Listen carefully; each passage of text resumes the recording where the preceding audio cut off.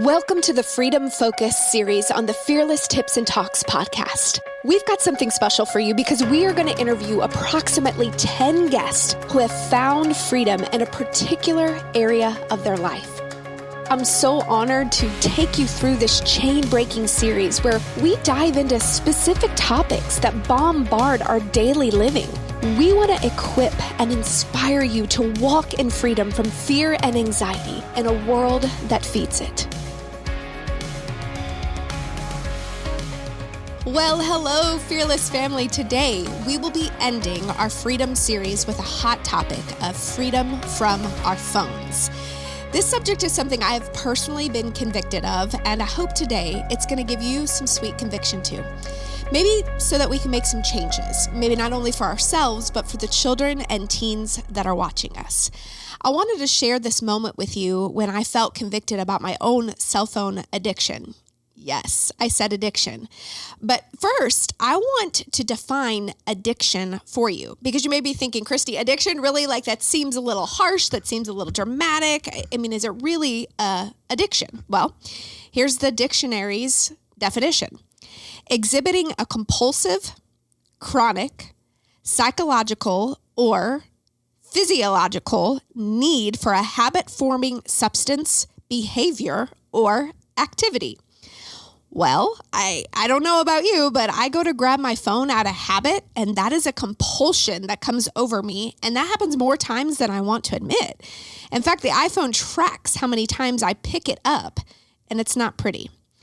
So there was this time where I was at a restaurant with my family, and my family, we were just all enjoying each other. All three of my kids were there, and I looked over. We were at Max and Irma's. I remember this. And I look over, and there was an entire family that were all looking at their phones. And at the time, none of them talked to each other unless they were showing something to each other that was on the phone. And I just thought, oh my gosh, how could they be here the whole time and not enjoying their family's presence? And I felt myself get a little judgy. And then the Holy Spirit just kind of convicted me and said, Christy, you're no better. And I was like, oh man. And it was almost like I had this Rolodex of times where my phone was in my nose when I should have been spending time with my family or my children. And maybe it wasn't at the dinner table, but it was, when they came home from school and I just had one more text message or one more thing I needed to post, or my husband wanted my attention. And instead I was mindlessly scrolling while we were next to each other right before bed. So I realized that I had a problem too, and I needed to work on that. So to help us better provide some wisdom and some knowledge to this conversation, I've invited Kasberg to share with us today. And she's a board-certified Christian counselor, and she does a ton of work with teens. And we haven't really dove into teens yet on the podcast. So Caitlin, welcome to Fearless Tips and Talks. Thank you. It's good to be here. I'm glad you're here. So we're going to talk about this phone problem here. But first, why do you like to work with teens? Because it's a population that not a lot of people want to dig into. Many people are afraid of them, but I love them. I love our teenage girls. They are so precious. And here's the thing, Christy, is we each have a teenage girl inside of us who is waiting to be seen, waiting to be loved, waiting to be heard, invited out. And I have a lot of experience with teens. I used to be a teacher, and teenage girls, they're my people. I'm not afraid of them. I really like them. And they're all looking around, looking for someone to like them. Yeah. Wow. Well, thank you for your heart for that, because we need more women that want to invite them in and step into their pain, their struggles, their frustrations. So let's talk a little bit about this phone issue. How do you know you have a problem or that you might be addicted to your phone? Yeah. Here's the thing. So you had a great definition of addiction. Here's how I define addiction. Addiction is painkiller. What is the pain you're running from? Is it the pain of boredom? Is it the pain of not wanting to be physically where I am, so I need to be mentally somewhere else? You have a problem with your phone when you're using it as a crutch.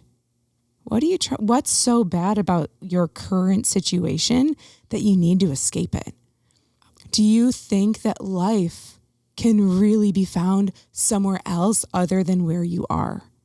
And that's my thing, is I'm always picking up my phone being like, and what's happening in all these strangers' lives? It doesn't even matter. Yeah.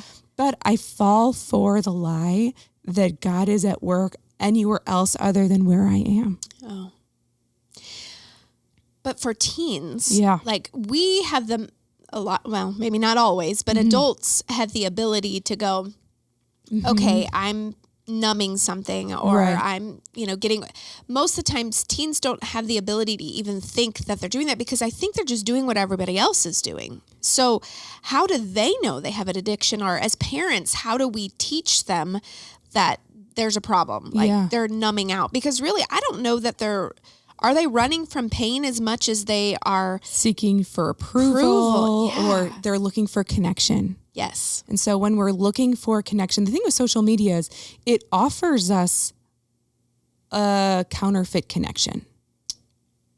We're not truly connected to people if I'm not sitting directly in front of someone with my mirror neurons going to work with their mirror neurons. Yeah. We have to have that face-to-face connection to heal, to have our brains know that we're connecting with other people. And so we really miss out when we think connection is on the phone. It's counterfeit connection. It can be a great jumping off point with people, but it's not the real thing.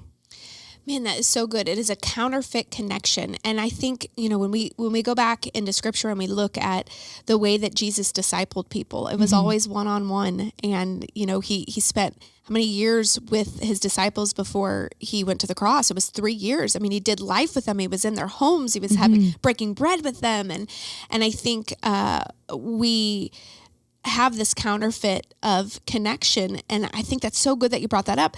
However, we're so addicted to social media. So give us the science behind it.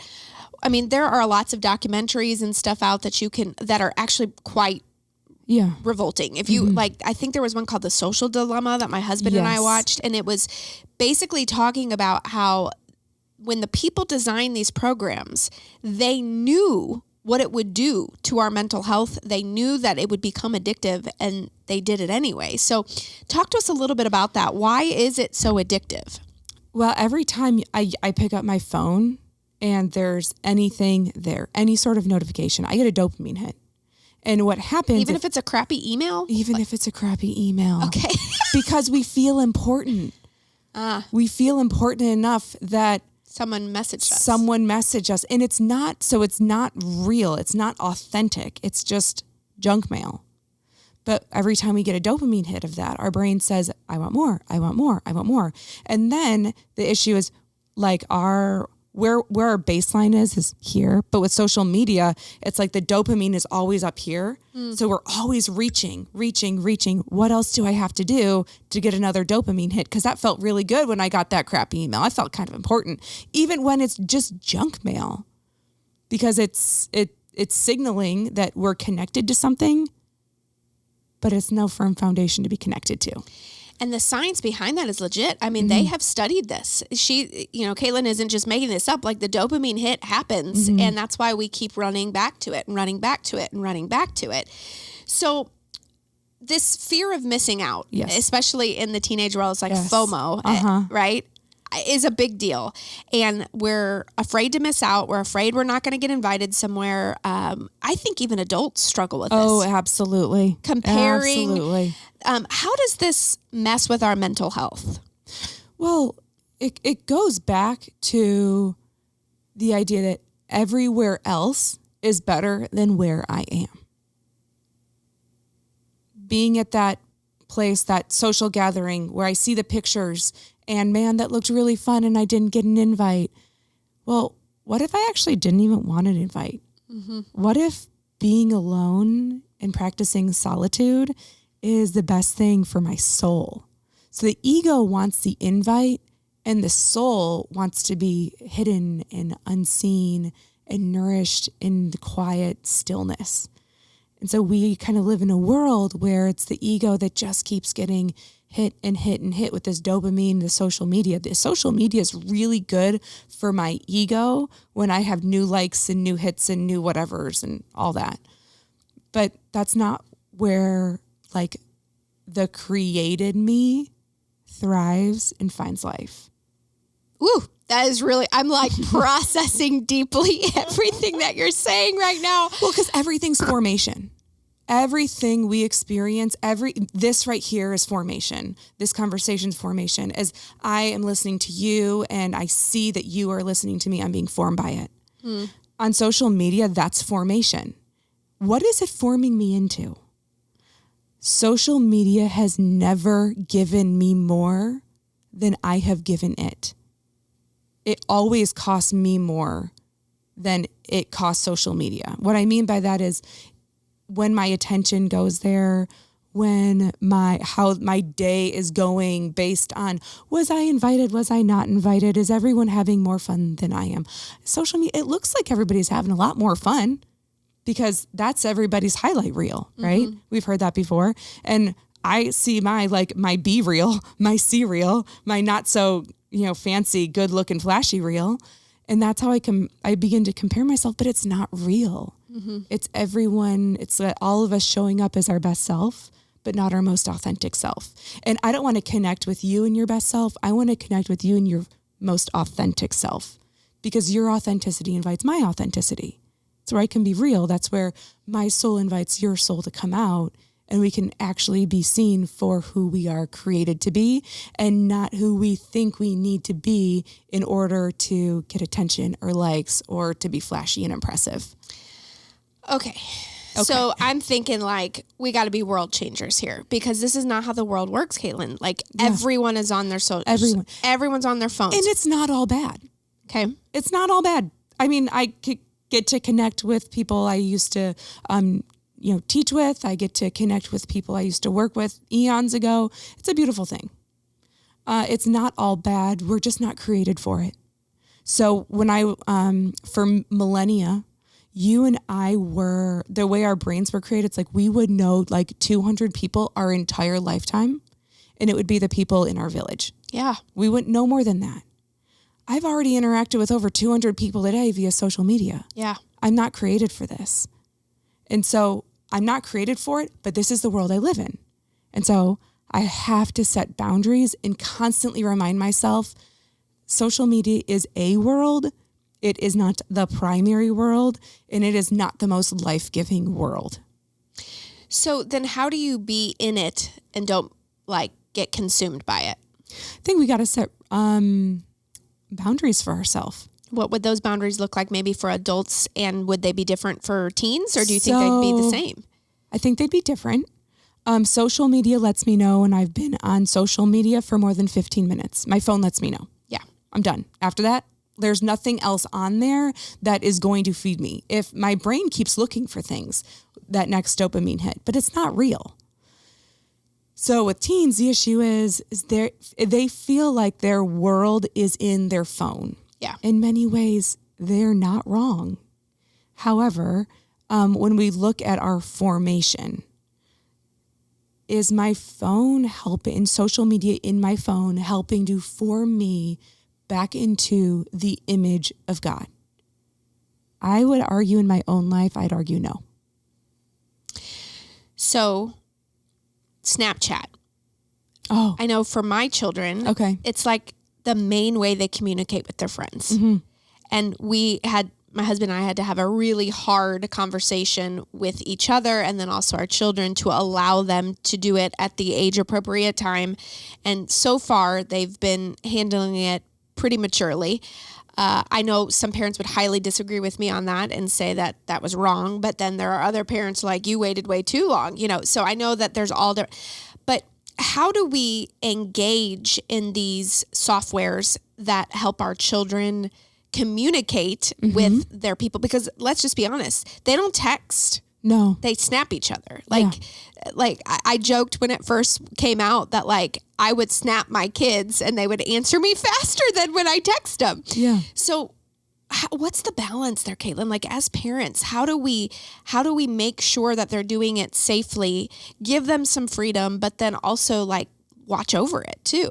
So what I found is if you ask teens to set the parameters, they will set more stringent parameters than if you set them. What? Yeah. In the teens that I work with, that I talk to day in and day out, they say, it's better when I'm off my phone. It consumes so much of my time and energy.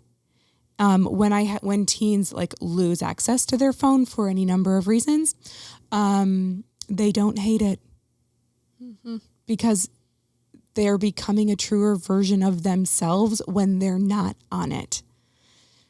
So I think a good starting point for that conversation is, hey, how many minutes a day do you want to be on Snapchat? What's good for you? That's very, very, very helpful information, because I feel like if they're going to come to the conclusion themselves, they won't rebel against it because it's something that they made for themselves. So you get to this situation with your children where you become more of a coach rather than like, a person that's like telling them what to do, right? And more of a like, hey, let's talk through this. Let's see what that, I really like that approach to it. Parents, I hope that that's super helpful. What about anxiety? Mm-hmm.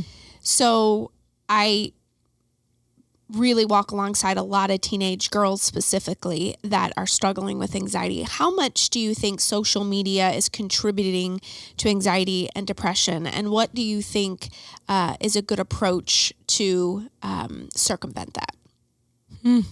Well, okay, it's a two-part question. Social media is absolutely contributing to the anxiety and depression. The studies have shown it. There's no arguing it.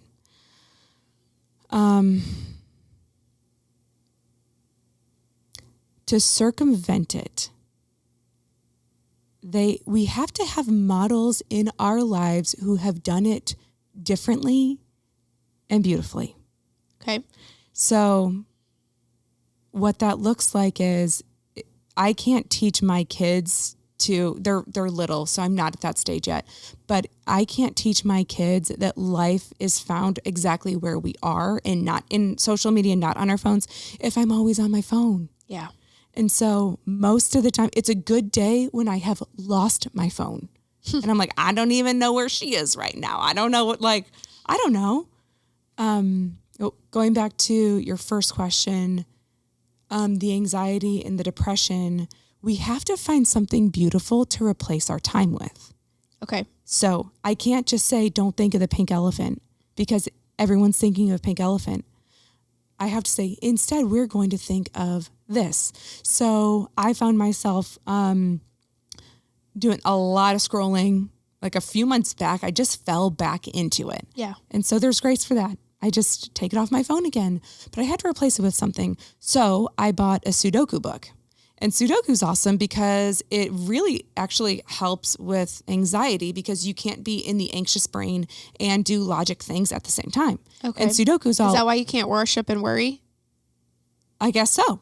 I never thought of it like that. Yeah. There's the science behind it. Yeah. So you're either in your emotional brain or in your logic brain. And in Sudoku, you are all the way in your logic brain. You're organizing numbers and you're just thinking numbers. So I have a Sudoku book next to my bed. And when I need to transition from daytime to nighttime, I at least do one Sudoku every single night. Okay. Because it helps turn off my anxious brain. It helps turn off the brain that says what's on social media and what are people doing and what's going on in the world outside of me. I just need to be present where I am. God has invited me to be exactly where I am. Take up space exactly where I am.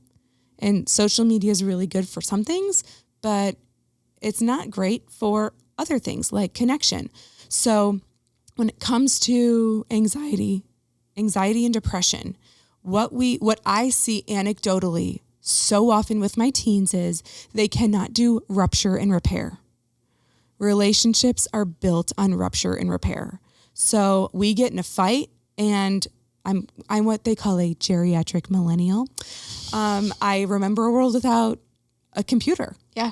And so I was forced to do this thing called rupture and repair. I have to go back to the person who hurt me or who I hurt, and I have to repair whatever was done. Teens are not adept at rupture and repair. they are rupture and move on. Find another friend. Find another boyfriend. And it's really hurting our ability just to stay in relationship with each other because we're just saying, that didn't work out. Toxic, not going to do it anymore. It's not toxic. It was challenging because we don't know how to do rupture and repair.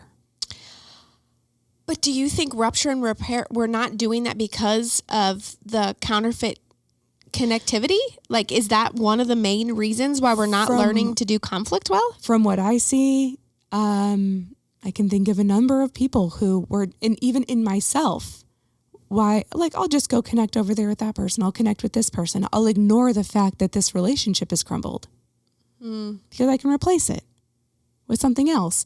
I have a lot of, when you're teens, the teens have boyfriends and the boyfriends turns out might not be excellent, as some teenage boys are still learning how to live into their excellency.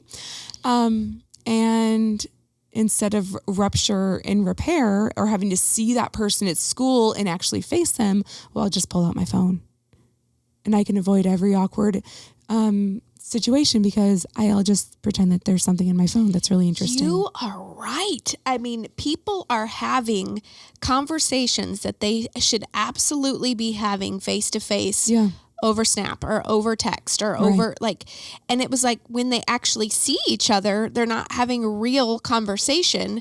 But what is it that makes you feel more courageous about being able to say it behind the screen versus to be able to do it face to face? I can't see the pain in your eyes when I've hurt you in a screen. So it's just easier to do it? It's so easy. It's so much easier. It's that we have that protection. I can't see the pain I've caused if I say something via text message or over Snapchat. I don't have Snapchat, but I'm not face to face with my poor choices. It is so good and healthy to be face to face with my poor choices. I need that to grow and to learn. And it's like the corrective emotion of regret. Like, I messed up and I don't want to mess up again because that was deeply painful and I caused pain for someone. I'm not going to do that again. But if I hurt someone and I don't have to circle back because there are 500 other people I can connect with, well, I can kind of circumvent that corrective emotion of regret. Hey friends, I want to tell you about Podcast Plus. For just $5 a month, you can subscribe to bonus content that no one else will receive. So if you love our Fearless Talks, you're going to love Podcast Plus. Head over to fearlessunite.com/podcast or just click the link in show notes.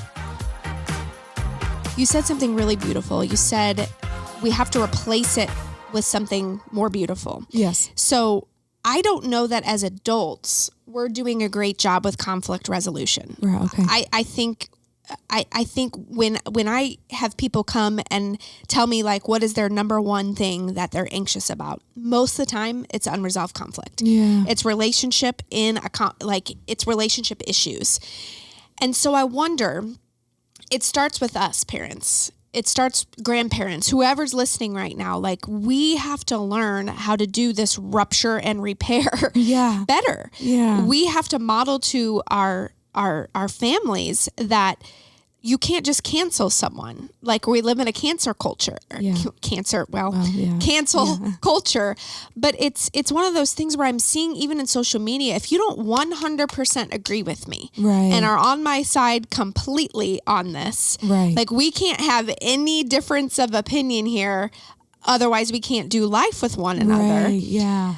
Now, there's a difference. Your inner circle stuff, that those people got to be on the same page with you. But like your connectivity of your friends that you go to school with or your coworkers or whatever, like we have to do a better job of not just running when the conflict happens. So talk to me about good conflict resolution or talk to me about good tips of when we see our children maybe it's a boyfriend-girlfriend situation and it doesn't go well. Or maybe it's a friend that didn't invite them to a party or whatever. Like, how do we coach our kids to do this rupture and repair better? Okay, so I'm thinking of two ways. The first thing is your relationships will improve as your communication improves. Okay. If I can say my feelings were hurt when I wasn't invited, the story I'm telling myself is that I'm not good enough for you anymore. That could be really take a lot of courage to say. It could be really hard for the other person. And chances are, perhaps there was no ill intent. Perhaps things just happened. We don't know. Okay, hold on. Okay. Because I've done this with my children before, and they'll say things to me like, Mom, oh my gosh, you can't say that to somebody. They're going to think you're totally weak, or you're totally soft, or you're totally, or they'll say things like, it's not that hard, or it's not that serious, or it's, I'm seeing a lot of minimizing of our feelings in situations like that. Yeah, it's cool to not have feelings these days. Yes. So what do you do then? So I think we have to go back to this foundational thing of this foundational belief that I am not fragile. I am fragile, and yet I'm not fragile. And so if I'm not invited to something, or I'm not part of the group, or whatever, because that's usually the issue on social media, right? Is we see that we were left out, or we're doing the comparison whole thing. We will start to really put a microscope on how do I feel and how does this affect me, and then drawing conclusions because of it. Well, I'm not good enough. I'm not cool enough. I'm not thin enough. I'm not pretty enough. I'm not funny enough. I'm not all of the enoughs. It's all baloney. It's our brain just telling stories. It's trying to make sense of the thing that happened. But if I can remind myself, and if I can remind my teens, actually, what if you're not as fragile as this situation is making you feel? What if you are completely grounded and rooted in love, and you were created for goodness, and you have a future despite the fact you weren't invited to the whatever? What if we're not as fragile as a moment is leading us to believe? Anyone who's ever put themselves out there on social media, I mean, you have comments from the cheap seats. It's just kind of how it goes.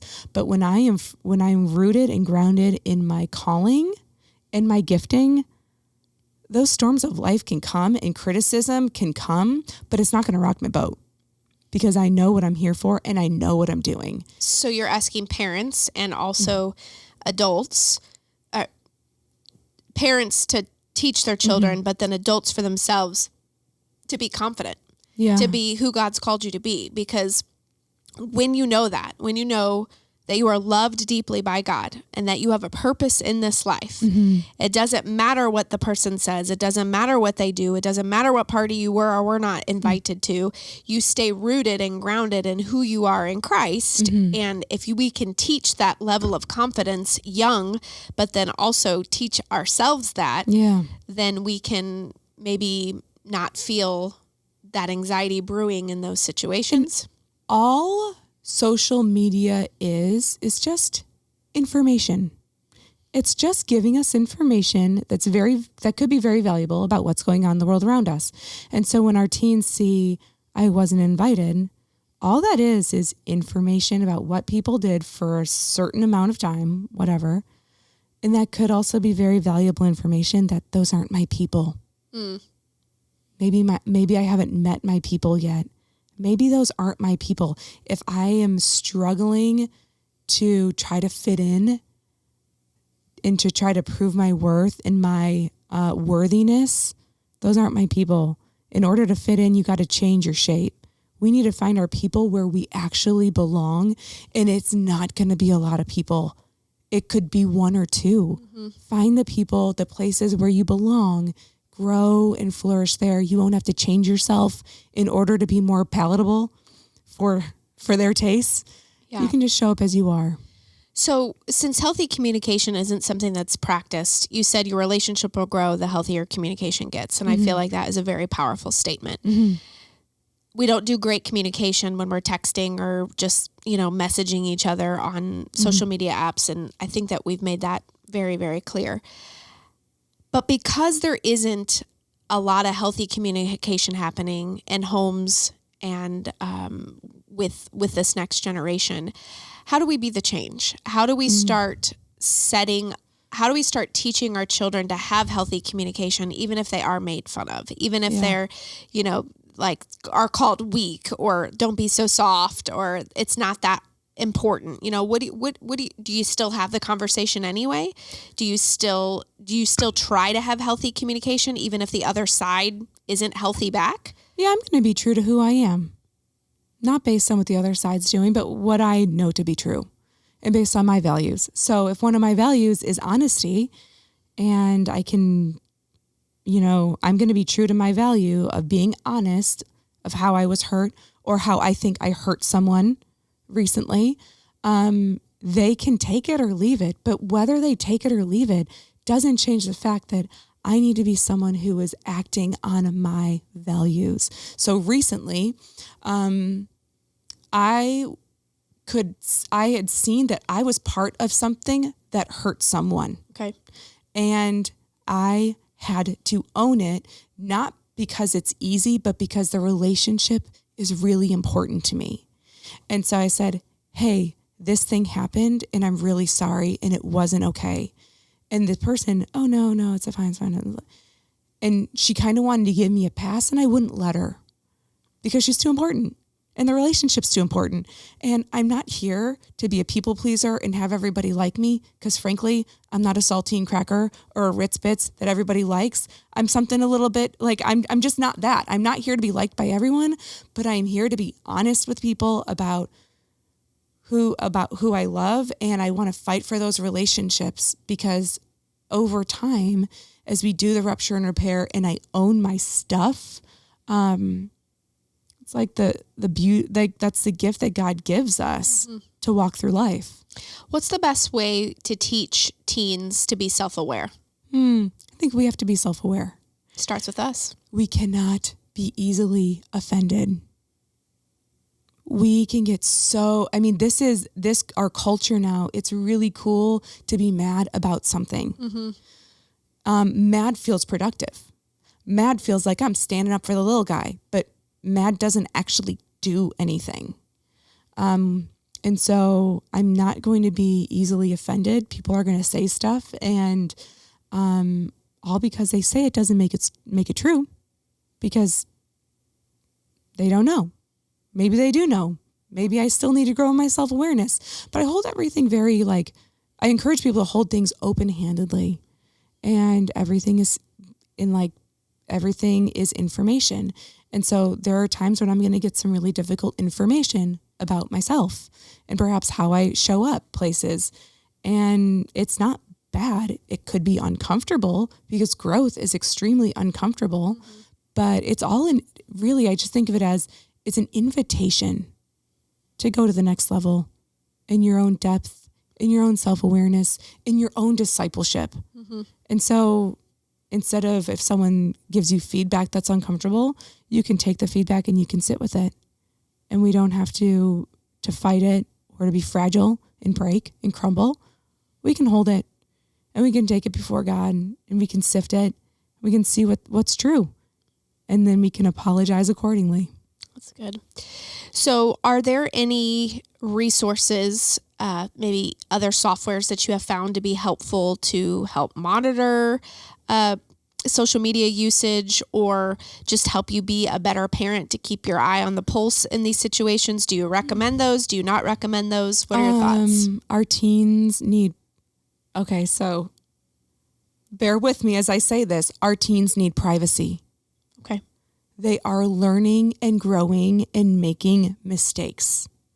We were allowed to learn and grow and make mistakes. That's good. And nothing was a nail in the coffin for us. It was, okay, well, do better next time. Our teens need to learn that also. I recommend against spyware stuff. What I think is really healthy is to have the open communication of you seem different or are things off or what's going on with you and your friends. Have you seen, how are your friends? Get to know your kids' friends and get to like your kids' friends and get to see what your kids like about their friends and like their friends also. And then you'll be the place where everybody wants to hang out. That's good. I have, I'm just going to be honest here. I have Troy and I have a software called Bark. Okay. And it monitors our kids' YouTube usage. Okay. And so it's a way to give them privacy without breaking their trust. So Okay. the way that Troy and I set it up was like, look, this is going to be running on the background. I have flagged it for super severe things. Yeah. Like super severe things. Here's the deal. I'm not going to check it every single day. Right. If something happens and you know you're on a site or you're in an area that you're not supposed to be, then I hope that you're going to come tell mom and dad first. Mm-hmm. And if for some reason we find out about this because you haven't come to told us, there'll be a problem. We're going to trust you to let us know when you've stepped outside those boundaries. And we've sat down and told them what those boundaries were and all that stuff. So I kind of like that setup because it helps me, but like it'll like show me when my children watch like a hunting show and it'll say like flagged for violence, because they've just killed a deer or something like that. I'm like, okay, well, like that's not that big of a deal. So it's hard because I feel like age appropriate boundaries on this stuff to help us. I mean, I've got 3 kids that are on the, but I also feel like I've used it so infrequently that I don't know if it's worth it or not. And I guess what I'm trying to say to you, Caitlin, I really appreciate your boldness to say that our teens need more privacy because I've battled with that. I've struggled with how much privacy is too much privacy. And I don't look at my kids' phones. I don't pick them up and look at them. And if I have, it's only because I saw something on Bark that I needed to go which is totally look into. fine. Yeah. What breaks the trust with teens is when parents read all the text messages. And they're like, I was able to pass notes all the time in school and no one's reading it. That's a good and point. I'm writing stupid stuff, and I'm suffering the consequences because of it. And so if we need to do Bark, great. If we need to do any like Covenant Eyes or whatever is out there, great. The thing, though, to also keep in mind is if teens want to see something, they will see it. They are better at the technology than we are. So nothing can replace the honest conversation, which it sounds like you had. Do we have open relationship where we're like, where teens can come and talk to us about, hey, this is the thing I saw? Or is there room for them to make mistakes and not be terribly penalized for it? Consequences are going to come, and they should, because that's what's healthy. And so not privacy is like give a kid their phone and never check on anything. Please don't do that. But it's not when we read the diary, when we read through the text messages, it can be really shattering for the trust between parent and child. That is so good because I did have a diary. I had a diary and had a little lock in it. And I had it under my bed when I was littler. And I would have been so hurt if my mom would have gone in and broken open my little thing and read my diary. Now, I know text messages to friends isn't quite the same as your deepest, darkest thoughts that you're putting in your diary. But I do think it's a good thing to just like ponder, parents, like how much privacy do you need to give your children, and what honest conversations could you be having with them that could allow them to have more privacy? I think it's really a good thing to ponder. And how can, like me as the parent, so I used to be a foster parent to teenage girls. And so my goal was always, how can I become the person that they want to go to? I did 1,000 things to shoot myself in the foot and to sabotage the relationship. But once I figured out, like, how can I become the person who they want to tell about the boy, who they want to tell about, their goals? How do I become that person? And like, how do I just invite them into relationship? It was really transformative, and it was no longer about like rules and restrictions. It was about a relationship, and like they knew that they were loved by me. Yeah. And that's the most powerful thing that we can offer a teenager. And I think that goes for every relationship. You know, if the more we build a relationship and we have honest, healthy conversations with one another, the better our relationships will be. And I've heard this a million times, and I did not bring it up, but it's or make it up, but rules without relationship equals rebellion. Yes. And I feel like that's kind of what we're trying to say with all this privacy talk and everything. So Caitlin, we're going to wind down here. Is there anything that you didn't get to say that you would like to say? No. Well, you did a really great job, and I appreciate you so much that if we have any Missouri listeners right now, you are taking new clients in January. Is that correct? And you do love to see teens. I love to see teens. Moms and dads, if we have anybody listening right now that knows, maybe just give us a little precursor. When do you think it's a good idea to get a teen into a counseling appointment? So a lot of times our teens ask for it. Okay. So teens, as soon as a teen says, hey, I want to go see a counselor, then see if you can find a counselor. When you notice any changes that or closed offness that like, why is she not talking or something's changed and you just can't put your finger on it and you're, what's going on? There's no, you're not getting a lot. Then you can say, hey, do you want to go talk to a counselor? I've heard this is really helpful. Mm-hmm. We never tell teens they need counseling. Okay. I don't tell anyone they need counseling. We can say, you deserve it. You deserve counseling. You deserve it. That's good. Because we all deserve someone who will listen without any judgment, who is there to kind of tell us the truth about how they see our situation, to like us unconditionally. We have something in our counseling profession called unconditional positive regard, where your counselor is always going to hold you with positive regard, no matter what you say, in a judgment-free space. And so not you need to be fixed. Counseling is not going to fix anything. Counseling looks for, why is the person doing this? What purpose does this serve? And how can we better meet the need that they're trying to meet on their own through self-destructive behaviors?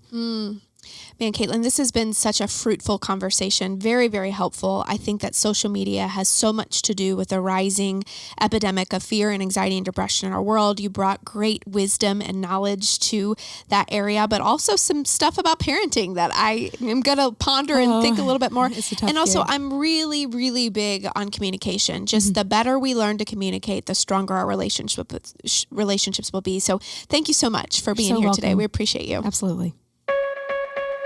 If you found this to be helpful, you can find out so much more in my book, Nervous Breakthrough. And guess what? Right now, you can order it on Amazon. Also, can you do something for me? Will you help us get the word out about this podcast? I would be so honored if you would share it with your loved ones, rate it, review it, and also be sure to subscribe. And lastly, and I really mean this, we want to hear from you. If you have suggestions or ideas on something that I should cover or a tip that you'd really like help on, please send us an email, podcast@fearlessunite.com. Again, that's podcast@fearlessunite.com. Thank you so much for listening.